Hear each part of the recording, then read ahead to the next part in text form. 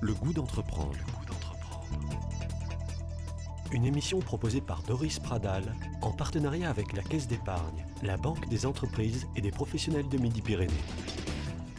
Bonjour à tous et merci d'être avec nous sur Radio Présence. Le président du groupe toulousain LMS est l'invité du goût d'entreprendre. Christophe Caponi, homme de terrain, entrepreneur, est un expert en système d'impression. Lauréat du prix Réseau Entreprendre cette année, décerné par la Chambre de commerce. Il est à la tête de l'entreprise depuis l'été dernier avec la volonté affichée de développer le groupe. Véritable challenge professionnel mais aussi personnel.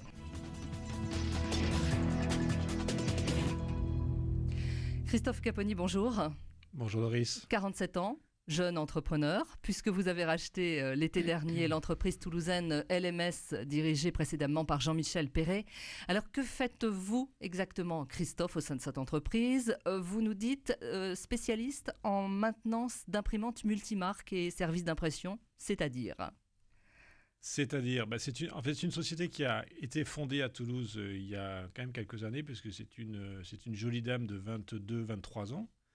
Et c'est une société qui est une société de services informatiques dédiée aux services d'impression. C'est-à-dire que l'impression représente à peu près 2 à 3% des chiffres d'affaires d'une entreprise. Donc je vous laisse imaginer, puisque nous sommes aujourd'hui à Toulouse, prenez le chiffre d'affaires d'Airbus, vous faites 2 à 3% du chiffre d'affaires d'Airbus et vous avez en gros, en moyenne, ce que représente le coût de l'impression aujourd'hui pour une société comme Airbus. C'est un poste important. C'est un poste très important, c'est un poste stratégique pour les directeurs informatiques. Nous, notre métier, c'est justement d'accompagner les directeurs informatiques de manière à les aider d'une part à auditer leur parc d'impression, à mettre en place avec eux des règles d'optimisation de leur parc d'impression, à améliorer la productivité de leur organisation tout en réduisant leurs coûts.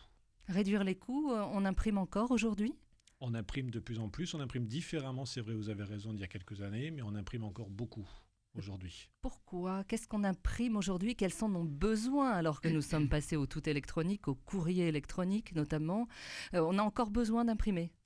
Alors, il y a plusieurs facteurs qui jouent à ça. Il y a un facteur très technique parce qu'aujourd'hui, l'apport de la couleur, l'apport des multifonctions où on vient scanner, on vient reproduire des documents. Donc ça porte de la croissance dans le domaine de la création, de l'impression. Et puis également, il y a aussi un niveau culturel aujourd'hui. On est dans une transition générationnelle et aujourd'hui, les cadres aujourd'hui sont plutôt aujourd'hui des quadras, des trentenaires, des quadras. Et aujourd'hui, le format papier est encore important lorsqu'on veut se pencher notamment sur des grands projets. C'est plus efficace aujourd'hui, on se rend compte, d'avoir des papiers imprimés, prendre ses notes plutôt que de tout lire à l'écran. Maintenant, là, je vous rejoins, c'est qu'on imprime moins ces mails qu'il y a une dizaine d'années ou une quinzaine d'années. Ça, on arrive à traiter ça. Donc tout ça amène encore beaucoup de production papier et beaucoup d'impression. Mais notre métier, ce n'est pas que l'impression, c'est aussi la capture de documents. La dématérialisation, par exemple, est un enjeu considérable aujourd'hui en France. C'est-à-dire ? C'est-à-dire transformer un document papier en format électronique, pouvoir acheminer ce format électronique aux beaux interlocuteurs dans une entreprise, pouvoir indexer ce format électronique pour pouvoir le mettre dans des armoires un peu électroniques, pouvoir les archiver dans le temps. Donc ça, c'est des domaines sur lesquels le groupe LMS est positionné, où on accompagne nos clients. Vous allez vous développer aussi dans ce secteur ? Beaucoup. Aujourd'hui, le plan que j'ai aujourd'hui sur LMS, c'est justement d'amener le groupe LMS dans des solutions de services informatiques, notamment sur les sujets de dématérialisation, sur les sujets d'optimisation de flux d'impression, sur les sujets de mobilité, par exemple. Aujourd'hui, beaucoup de nos clients nous demandent de mettre en place des solutions de mobilité pour que leurs cadres itinérants, par exemple, les consultants, je pense par exemple aux consultants, puissent arriver chez les clients et pouvoir imprimer sans difficulté leur rapport. Voilà quelques enjeux qu'on a face à nos clients aujourd'hui. Et vous travaillez donc chez vous ou en entreprise ? Quand je dis chez vous, c'est sur site, dans votre entreprise, où vous allez chez le client, vous vous déplacez, vous avez des équipes qui sont mobiles ? Alors le groupe LMS, c'est environ 70 personnes aujourd'hui en France, réparties sur plusieurs sites, puisqu'on est, le siège est à Toulouse, c'est un siège historique, mais on a des agences à Marseille, des agences à Bordeaux, à La Rochelle, à Nantes, à Paris. Donc on a une force commerciale d'environ 25 commerciaux. Et puis, on a également des ingénieurs maintenance, des techniciens qui interviennent sur site chez nos clients pour faire la maintenance des systèmes d'impression, faire le déploiement de solutions informatiques dont on vient juste de parler. Donc, on est sur site, proche de nos clients. Qu'est-ce qui a fait votre force, Christophe, sur le marché ? Comment vous vous êtes imposé ces dernières années, on va dire ? Sur le groupe LMS, la particularité du groupe LMS qui est assez unique en France, elle est présente en fait sur les 3 grands marchés, les 3 grands secteurs qui représentent le secteur de l'impression. D'une part, un secteur purement de mainteneur de systèmes d'impression. Donc ça, on est expert dans ce domaine-là. On est également expert dans les solutions de coût à la page avec ou sans vente de matériel neuf, et également expert en matière de solutions. Donc c'est vrai qu'on embrasse tout le spectre de la chaîne de valeur du document, ce qui est assez unique en France aujourd'hui. C'est du clé en main. C'est du clé en main. Alors, vous avez repris l'entreprise il y a quelques mois. C'était pour vous un nouveau départ, un challenge quelque part, un défi. Est-ce que c'est plus difficile de reprendre une entreprise que de créer? Quels sont, j'ai envie de vous poser la question, les points particuliers que vous avez abordés à ce moment-là, les questions que vous vous êtes posées? Je ne me suis pas posé la question dans ce sens-là. Je crois que dans des chefs d'entreprise, il y a soit des créateurs, soit des développeurs. Je suis pas fondamentalement un âme de créateur. Moi, j'admire beaucoup les créateurs d'entreprise, les jeunes qui ont aujourd'hui des idées, qui créent des startups, qui font d'un embryon de business aujourd'hui des sociétés reconnues sur un marché. Moi, j'ai avant tout une âme de développeur. C'est ce que je sais faire, c'est ce que je fais depuis 25 ans aujourd'hui. Donc, pour moi, la question ne se posait pas si je voulais ou pas créer une entreprise. Ce que je voulais faire, c'était reprendre une entreprise, la développer, l'amener la faire croître. Donc, c'est vrai que je me suis pas posé la question comme ça. Il est vrai aussi que le dynamisme commercial de votre entreprise est quand même un atout majeur pour son développement. Est-ce que vos expériences précédentes, et on va en parler, ont été capitales pour vous et vous servent encore aujourd'hui? Parce que vous avez travaillé notamment pour de grands groupes aux États-Unis. Voilà.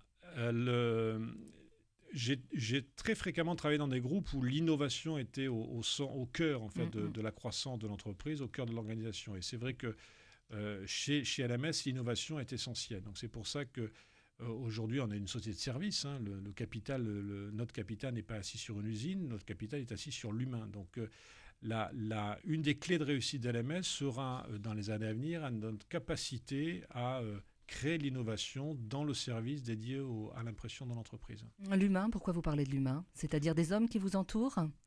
Des hommes qui nous entourent, oui. C'est 70 personnes, donc c'est quand même, comme je l'avais dit, c'est une jolie PME qu'il faut faire croître. Mais l'humain a une place très particulière donc, dans l'entreprise d'une part, parce que moyenne d'âge relativement jeune, on a 32 ans de moyenne d'âge aujourd'hui dans l'entreprise, donc c'est plutôt jeune, plutôt des jeunes cadres dynamiques aujourd'hui. On embauche beaucoup dans tous les domaines aujourd'hui, que ce soit le domaine technique ou le domaine commercial par exemple. Voilà. Et puis dans mon mode de management, moi j'ai j'ai été, on va dire, élevé un peu au biberon des sociétés anglo-saxonnes, et c'est vrai que malgré tout ce qu'on peut dire sur les sociétés anglo-saxonnes, c'est vrai que la place de l'humain quand même a une place importante, et je pense notamment à tout le développement un peu des compétences dans l'entreprise, l'accompagnement, le regard particulier qu'on porte sur la carrière et l'accompagnement dans la carrière d'un jeune collaborateur. Et ce management aussi multiculturel, ça vous a aidé, ça vous aide encore aujourd'hui dans la façon de gérer votre entreprise? Oui, en tout cas, je pense que ça me permet de passer d'un monde du grand groupe à un mode PME. Ça me permet d'avoir... Enfin, quand j'étais justement dans ce poste de directeur général Europe, où je pilotais à peu près 14 filiales en Europe, et c'est vrai qu'on ne vous pilotez pas les équipes en Espagne ou au Portugal de la même manière que la Norvège, la Finlande ou l'Allemagne. Donc c'est vrai que je me suis toujours attaché à essayer de comprendre les enjeux du marché, les hommes, comment ils fonctionnent culturellement, pour adapter mon mode de management à ça. Et c'est vrai que je me suis construit autour de ça, et quand j'ai intégré le groupe LMS, j'ai fait attention justement, et je fais encore toujours attention, parce que c'est assez récent, même pas 100 jours, à passer beaucoup de temps à écouter les équipes, à comprendre les équipes, à écouter les clients, comprendre les clients, les fournisseurs, les partenaires, pour en ce moment définir mon plan stratégique à 3 ans. La formation dans votre entreprise, Christophe, c'est important? 4 000 heures de formation par an, nous faisons. 4 000 heures. 4 000 heures. 4 000 heures de formation par an, nous développons aujourd'hui. Alors des formations qui sont soit dynamique commerciale, mais également la montée en compétences de nos équipes techniques. Aujourd'hui, c'est un marché, on est multimarques, vous l'avez dit juste en introduction. Donc c'est important que nos équipes techniques puissent maintenir toutes les marques représentées sur le marché. Donc ça représente à peu près 4 000 heures de formation continue. Oui, c'est énorme, effectivement. Donc vous êtes aujourd'hui 70 salariés. Vous nous parliez des profils techniques, profils commerciaux. Quel type de personnes allez-vous recruter? Est-ce que dans un premier temps, vous regardez d'abord le savoir-être? Alors, dans une PME, je pense que c'est essentiel. Même si vous avez de fortes compétences, il faut arriver à percevoir, et c'est pas facile dans le recrutement, arriver à percevoir un petit peu l'adéquation entre l'individu, la personnalité de l'individu et la manière dont il va pouvoir s'intégrer dans le groupe, la manière dont le groupe va pouvoir l'accueillir et la manière dont il va pouvoir se développer dans le groupe. Donc c'est vrai, vous avez raison, c'est essentiel. C'est pas évident, mais c'est essentiel. C'est vous qui faites les recrutements ?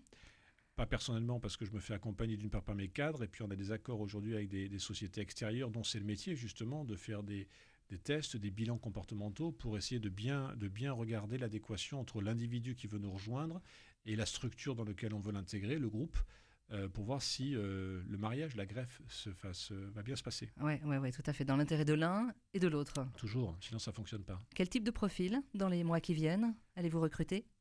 Alors aujourd'hui, dans les postes ouverts très officiels, en ce moment et le premier trimestre, on a un certain nombre de commerciaux, ces agences PACA ou ces agences La Rochelle par exemple, ou même Toulouse. On recrute également des postes d'ingénieurs maintenance et techniciens sur les agences Midi-Pyrénées et Aquitaine. Et puis des postes un peu plus sédentaires de gestion de ressources humaines et de marketing sur le siège de Toulouse. Quels sont les conseils que vous pourriez donner aujourd'hui à quelqu'un qui a envie de travailler dans le monde de l'impression ? En tout cas, dans le monde de l'impression chez LMS, c'est, je dirais, d'être ambitieux et d'avoir une certaine capacité d'innovation et de mettre en place certaines idées. Voilà, c'est ce que j'attends aujourd'hui. Pas forcément que des exécutants, mais des gens qui arrivent avec des idées et qui soient volontaristes dans la mise en œuvre de leurs idées. Et si on vous parle d'impression 3D, lors de l'entretien d'embauche par exemple ? Alors c'est un secteur qu'on connaît moins parce que c'est à grosse dominante industrielle. C'est un secteur qui se développe, vous avez raison, beaucoup, qui est aujourd'hui très focalisé sur l'industriel et on est plus, nous, destinés à l'aide dans le secteur du B2B. Nos clients sont plutôt dans le B2B. Mais c'est un marché qu'on regarde avec attention, on regarde un petit peu comment il se développe. On va peut-être y revenir dans la deuxième partie de cette émission où il y a un marché qui est appelé effectivement à s'ouvrir. Christophe Caponi, vous restez avec nous, on se retrouve tout de suite.